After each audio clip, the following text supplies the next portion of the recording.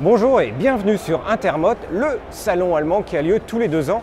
Un salon qui est en alternance normalement avec le salon de Paris, sauf que cette année, le salon de Paris a décidé d'être en même temps que le salon de l'auto et du coup les deux salons sont en même temps et les mêmes jours. Il y en a qui ont de l'humour.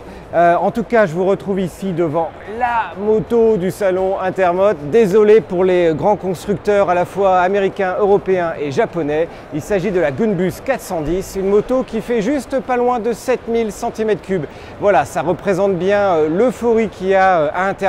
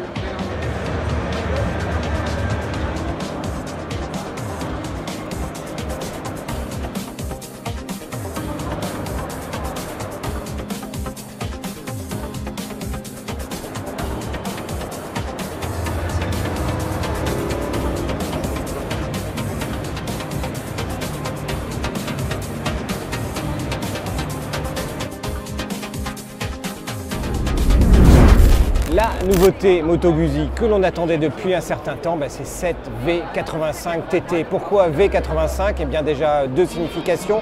Une première, c'est qu'on remonte à l'histoire du trail Moto Guzzi qui était engagé sur le Paris-Dakar en 1985. Deuxième interprétation possible, ceci est un trail de 850 cm3. En fait, on retrouve le moteur qui équipe les V9 Romer et Bobber chez Guzzi. Et ça tombe bien parce que ça change des V7 que l'on avait vu transformer un petit peu à toutes les sauces ces dernières années. On adore le V7, c'est une excellente machine, mais là on revient aux sources du trail avec une vraie Guzzi.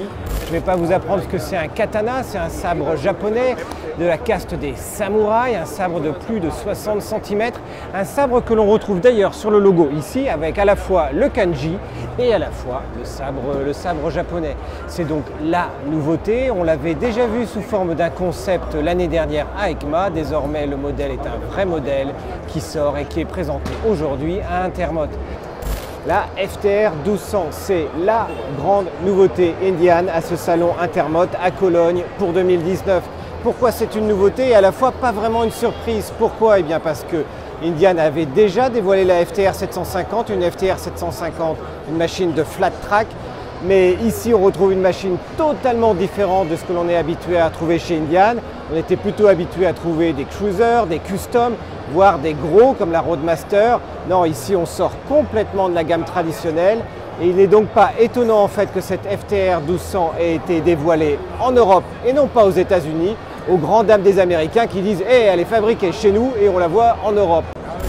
La bonne nouvelle sur ce salon Intermot, c'est la toute nouvelle Super Duke chez KTM, la Super Duke GT, qui en fait bénéficie d'un nouveau look lié à la R, tout simplement au roadster. À côté de ça, il y a des améliorations au-delà de la partie esthétique, avec une nouvelle bulle réglable à une main et sur 8 positions.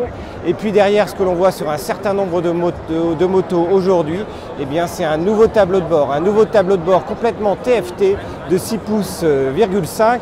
Triumph nous avait promis de faire évoluer sa gamme classique et ça c'est la bonne nouvelle pour 2019. 3 ans seulement après le lancement de la Street Twin, la Street Twin revient et vous allez me dire en 3 ans qu'est-ce qu'ils ont fait? Pratiquement rien. Eh bien non, bien au contraire. Triumph a revu à la fois le moteur pour offrir 10 chevaux de plus mais également toute la partie électronique. Et on trouve notamment des assistances et des modes de conduite désormais, et également le look, et un look qui va influencer également le confort, puisqu'on a une selle beaucoup plus épaisse aujourd'hui. Ducati a réellement créé une nouvelle marque avec le Scrambler, décliné à l'infini. Dernièrement, vous aviez déjà pu voir l'essai que l'on a publié il y a tout dernièrement vraiment avec le Ducati Scrambler Icon 800. Là, on en voit 3 nouvelles déclinaisons à l'occasion d'Intermote, avec le Desert Sledge d'une part, très haut. Là, on a 20 mm, 6 cm d'écart, et pas loin de 20 kg d'écart entre cette machine-là et les autres. C'est toujours la même base, mais à côté, on va retrouver le Scrambler Full Throttle. Et à ma droite, on va retrouver la version Café Racer 225, bâtie exactement sur le même moteur, le même cadre à treillis tubulaire, un petit monocylindre de 15 chevaux, donc du permis A1, surtout des poids plumes. Il y a 2 kg simplement qui séparent la Z de la Ninja, entre les 146 kg de la Z et les 148 kg de la Ninja, avec des consos mais ridicules à 2,6 litres au 100 pour un réservoir de 11 litres, donc une autonomie de quasi 400 km pour les deux modèles. Quel est le trail qui représente la réussite et le trail qu'il faut absolument copier et essayer d'améliorer dans le monde? Eh bien, il n'y en a qu'un, c'est le trail BMW. La R1200 GS 1200, eh bien non, ce n'est plus un 1200 cm3, c'est désormais un 1250. Et ça, c'est la révolution et la nouveauté chez BMW à Intermote pour le millésime 2019. Une nouveauté qui se décline en 2 versions naturellement, parce qu'on avait la R1200 GS, mais également la version route avec la R1200 RT, qui deviennent désormais R1250 GS et R1250 RT. La R125 devrait arriver en concession début 2019. Nous, on a hâte de pouvoir l'essayer en termes de comparatif également. Donc vous allez pouvoir la retrouver en vidéo à côté de tous les autres essais des nouveautés 2019 sur le repère des motards. Yamaha annonce avoir amélioré le confort, notamment au niveau de la position de conduite, avec des guidons bracelets un petit peu mieux positionnés et plus larges. On trouve également un réservoir de 11 litres, mais ce n'est pas tellement le fait que le réservoir fasse 11 litres qui est ici important, c'est le fait qu'il est facilement amovible, tout comme la selle. Et Yamaha annonce du coup des opérations d'entretien et de mécanique technique beaucoup plus facilitées par rapport à avant.